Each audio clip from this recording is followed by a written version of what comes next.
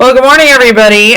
Today's lesson is going to be focusing on, of course, our new book again. Today you're going to be reading pages 10 and 11 and then 14 and 15. So I'm going to be reading those with you right now in this video. So if you did not attend the Google Meet, you should be watching this video if you don't feel like reading it yourself and just want to listen to the text. And then after that, you will be doing the Google form that has comprehension questions about the pages that we read.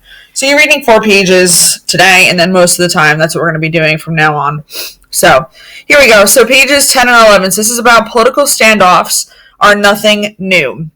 So elections in the United States today are very intense. Differences in opinions among the voters create hostility between political parties. Today, political parties argue about issues such as immigration and terrorism. It may seem like these arguments are a new development, but political arguments are not a creation of the 21st century. In the early days of American politics, elections were also intense. The problems the country faced back then were different, but they created the same hostility. The presidential election of 1796 was the first to feature heated political conversation. Before 1796, George Washington had served as the U.S. president. His success and popularity during the American Revolution made him an easy choice. After he left office, a bitter battle took place over the presidency. Federalists, led by John Adams, wanted to continue Washington's work. Democratic Republicans, led by Thomas Jefferson, thought the federal government was taking too much power. Following the custom of the day, Adams and Jefferson did not campaign themselves. However, their parties published newspapers to promote them. These newspapers fiercely attacked the opposing candidate. Adams narrowly won the presidency. Federalists and Democratic Republicans held different views for America's future. The views of each party were far apart and closely held. As political leaders fought for control, it became difficult to lead the nation. The opposing views pulled the country in different directions.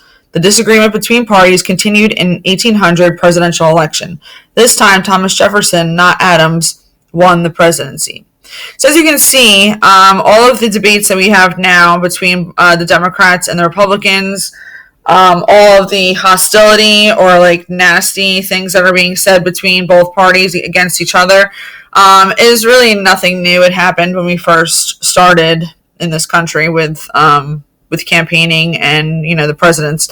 So it's really nothing new. I just think that it's gotten, I don't know about any of you, but I think it's gotten worse over the years between, the Democrats versus the Republicans. So, that's unfortunate, but that's the way it has been since the beginning of our country. So number of years. So 24 is the number of years Democratic Republicans controlled the U.S. presidency from 1801 to 1825. The U.S. founders created the Federalist and Democratic Republican parties.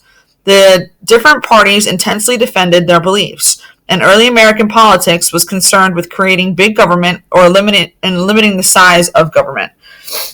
So down here you'll see a picture of the debates between the presidential candidates Abraham Lincoln and Stephen Douglas.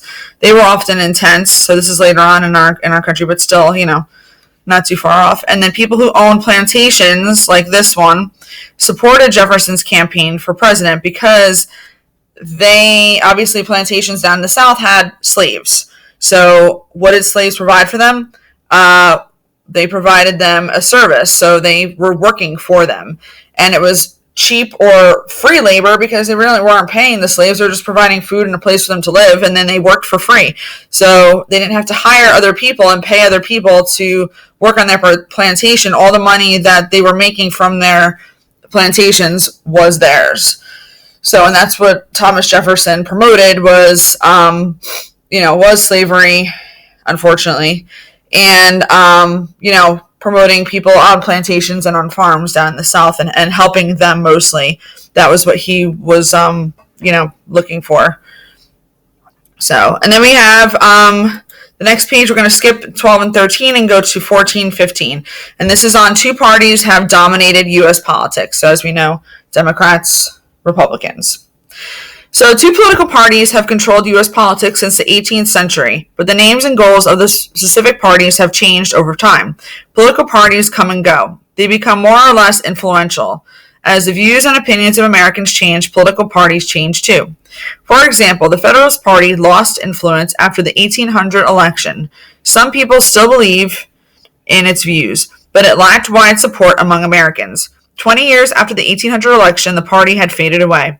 In the 19th century, social issues often drew people to one party or another. Slavery and strong state governments were major issues. People in the American South and West were in favor of slavery and states' rights. People in the North wanted a stronger federal government and no slavery. Today, U.S. politics is still dominated by two political parties. Most voters identify as either Democrat or Republican. However, many smaller parties also exist. They represent a wide variety of views and interests, but their influence is limited.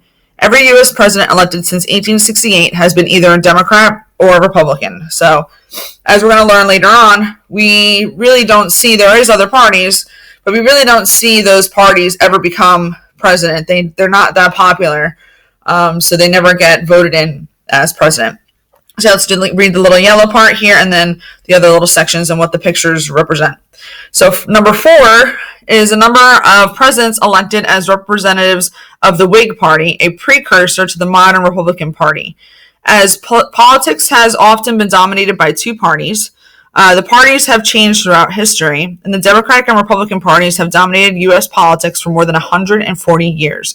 So before they really made and they separated into just the Republican Party, they had what was called the Whig Party, and 4 of those presidents, we didn't read about those in the book, but 4 of our presidents were technically in the Whig Party, which is now considered the modern Republican Party. And in this picture, it says a political cartoon shows President Lincoln cutting down a tree representing slavery. So Lincoln, of course, we know, was the one that really favored civil rights and wanted to end slavery, and that's what created the Civil War. So this is a cartoon, which we went over political cartoons in our class this year. It shows that Lincoln wants to end slavery, so that's why he's cutting down the tree. And then in this little box here, the green box, it says 4 parties out of 2. So in 1860, presidential election was the only one to feature 4 major parties. Slavery and states' rights had split the parties. Democrats split into Northern and Southern Democrats. A new party called the Constitutional Union Party had a representative. Abraham Lincoln represented Republicans and won the election. So that was the only time in our history when Abraham Lincoln became president that had 4 different parties involved in it. That was the only time in our country that happened. And then in this political cartoon, it's of 4 1860 presidential candidates, Lincoln, Douglas, Breckinridge, and Bell. Those are the 4 people that ran for president with Lincoln. And of course, we know Lincoln won, not the other 3. All right, so that is today's reading. So you're going to go into Google Classroom and look at the Google form, which has comprehension questions on this reading. If you have any questions or comments, please ask me for help. Please go on Remind. Please go on Google Classroom. And I will talk to you guys later. Have a great day.